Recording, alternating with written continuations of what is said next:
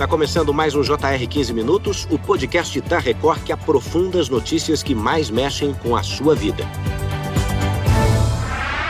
Preta Maria Gadelha Gil Moreira tinha 50 anos. Ela lutava contra um câncer de intestino havia mais de 2 anos. Passou por sessões de quimioterapia e radioterapia e fez cirurgias para a retirada do tumor. Em agosto do ano passado, a doença se espalhou. Ela chegou a ficar internada por mais de 50 dias.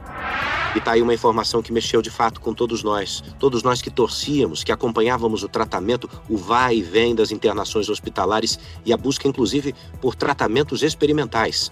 Preta Gil morreu nos Estados Unidos tentando um desses tratamentos. Bom, esse tipo de câncer, é preciso que se diga, o câncer coloretal, ele afeta o intestino grosso e reto, ele é o segundo mais comum do aparelho digestivo. E se evolui mal, costuma ser o terceiro que mais mata no Brasil, de acordo com o próprio INCA, o Instituto Nacional do Câncer. Nós, nos últimos dias, temos ouvido vários especialistas, aumentou o número de buscas nos sites, o Google acaba de dizer isso, de pessoas querendo saber como é que se faz uma colonoscopia, com que idade.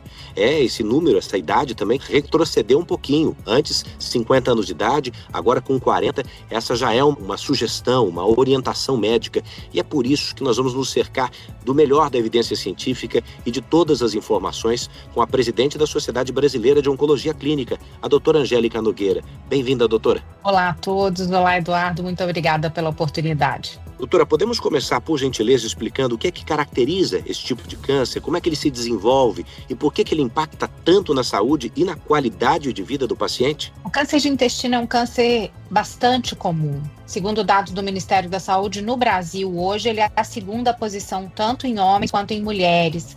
É um câncer que é desencadeado, favorecido pela obesidade, pela inatividade física. Então, esses sintomas, esses problemas da modernidade têm aumentado significativamente a incidência do câncer coloretal na população brasileira e no mundo como um todo. Mas ele é um câncer que dá muita oportunidade de diagnóstico.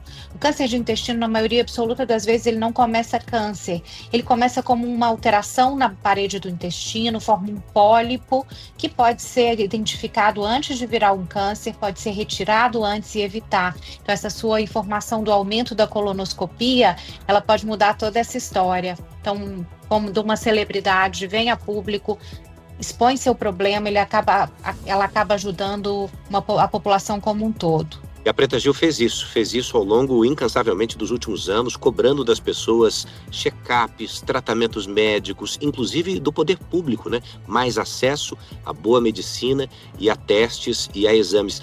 Doutora, eu preciso confessar, eu tenho 45, eu fiz a minha primeira colonoscopia com 38, antes mesmo dos 40, recomendado justamente por causa de históricos familiares. E lá estavam os pólipos, porque esse exame, a colonoscopia, apesar de ter um preparo um pouquinho chato, as pessoas reclamam, é verdade, ele é o único exame que diagnostica, mas já resolve o problema. Explica pra gente como é que ele funciona e por que a data ou a idade de 50 anos já não é mais a base para a recomendação. Perfeito. Então, a colonoscopia é um exame, é uma endoscopia, assim como é feita a endoscopia do estômago, a colonoscopia é uma endoscopia feita via anal. Ela exige esse preparo, que é a parte mais chata do exame, que é necessário na véspera do exame usar laxativo para que a qualidade do exame seja boa, para que seja possível filmar o intestino com qualidade, identificar alterações ali na parede do intestino que possam ser retiradas. Bom, essa idade de 45 anos de idade para começo, e que anteriormente eram 50 anos de idade, é porque os pólipos acontecem até 10 anos antes da doença. Então, se a gente faz a colonoscopia, que a média do câncer coloretal é por volta de 50, 55 anos de idade, a mediana do diagnóstico, se a população começa o rastreamento 10 anos antes, a gente vai detectar os pólipos e vai evitar o câncer. Então, essa é a estratégia e hoje é mundialmente recomendado que a colonoscopia seja feita iniciando seus 45 anos de idade. E caso não haja nenhum pólipo, essa pessoa não tem uma predisposição aumentada, o exame pode ser repetido com intervalo de 5 anos ou um pouco mais. Caso sejam encontrados pólipos, é fundamental encurtar esse intervalo, às vezes entre 2, 3 anos a colonoscopia vai ser necessária, Em casos de polipose familiar, caso em que o familiar herda a predisposição para desenvolvimento de vários pólipos, o exame pode ser necessário todos os anos. Então, é fundamental que o médico determine o intervalo da colonoscopia. Mas ainda mais simples que isso, existe um exame também amplamente disponível na rede pública do Brasil, que é a pesquisa de sangue nas fezes. Também deve começar aos 45 anos de idade. Então, caso venha sangue positivo, sangue oculto nas fezes, é fundamental a colonoscopia. O sangue oculto nas fezes, a pessoa que não esteja fazendo a colonoscopia a cada 5 anos, a pesquisa de sangue oculto fecal deve ser realizada todos os anos. Bom, com um exame como esse, da colonoscopia, embora a doutora deixe bastante claro aqui que um simples exame de vestígio de sangue nas fezes já ajuda a gente a ter um norte, Se você está cansado, se você notou sangue nas fezes, se você percebeu uma queda de peso repentina que não tem explicação e tem outros fatores que vão ser levados em conta, é preciso mesmo acelerar, antecipar a ida ao médico e a busca por esse exame. A Preta Gil, gente, faleceu aos 50 anos de idade, depois de quase 2 anos lutando contra a doença. A doutora já deixou claro aqui, ela é médica oncologista, preside a Sociedade Brasileira de Oncologia, que o sobrepeso, o sedentarismo, a má alimentação, tudo isso pode levar para um caminho de doença. Mas nem sempre o pólipo encontrado, não, doutora, na colonoscopia, será uma sentença cancerígena. Esse pólipo, ele vai exatamente para um exame para dizer se ele é benigno, em que estágio ele estava, como é que isso funciona depois do exame? Perfeito. Então, a colonoscopia, além de identificar lesões pré-malignas, ela também pode diagnosticar uma lesão maligna. O fato é que todo o material retirado durante a colonoscopia, ele é enviado, essa biópsia que é feita, ela é enviada para um laboratório de anatomia patológica e vai sair um resultado desse pólipo. Se ele era um pólipo totalmente benigno, um adenoma, por exemplo, ou se havia um carcinoma ali dentro começando, ou se já era um câncer propriamente dito que foi diagnosticado numa colonoscopia. Então, não só fazer a colonoscopia, mas a colonoscopia, ela trata ao mesmo tempo que ela identifica a lesão e já trata, e também cobrar esse resultado do anátomo patológico, que vai fechar essa sentença, e quanto tempo de intervalo a gente precisa dos exames, do rastreio de cada paciente, como a gente já falou. Como é bom quando a gente consegue falar em medicina e prevendo, se antecipando a chance de uma doença.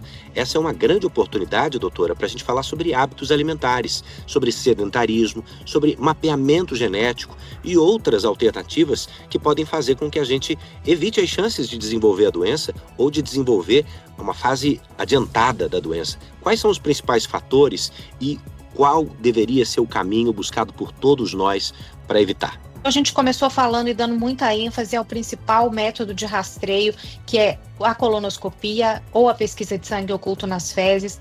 Isso é feito em pouca intensidade no nosso país. Existe muita cobertura na mídia, muito incentivo do governo em relação ao Outubro Rosa, em relação mesmo ao Novembro Azul, que não tem o impacto que teria, por exemplo, na prevenção primária, como acontece com o câncer coloretal. Então, esse é um câncer passível de ser evitado, diferente, por exemplo, do câncer de próstata, que o Novembro Azul vai detectar o câncer. Aqui a possibilidade é de prevenção primária.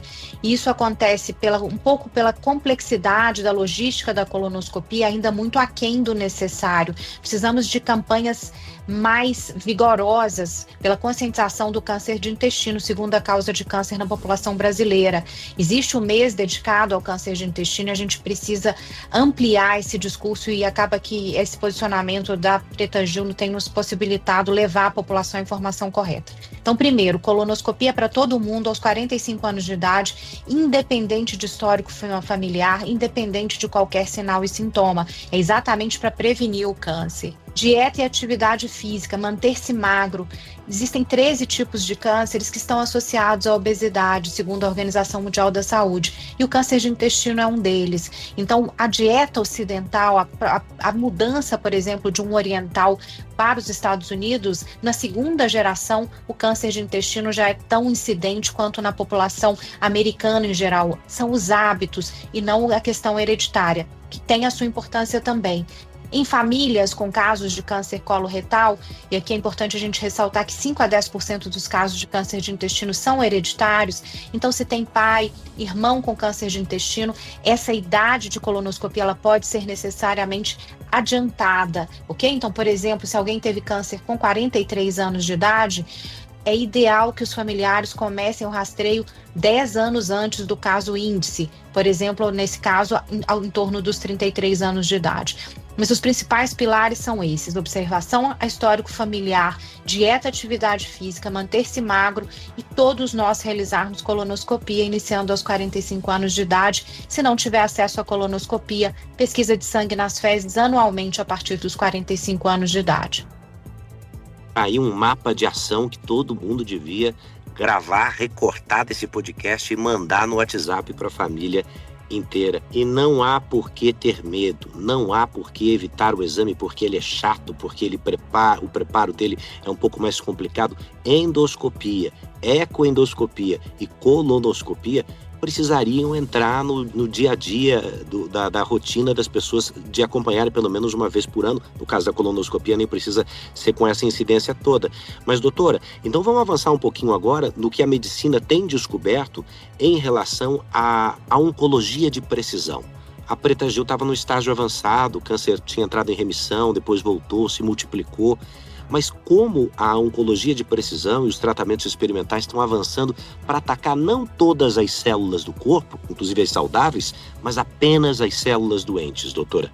Bom, a gente vive uma feliz revolução no tratamento do câncer, com dezenas de novos medicamentos incorporados aí nos últimos anos, que são exatamente essa medicina alvo direcionada, a medicina de precisão.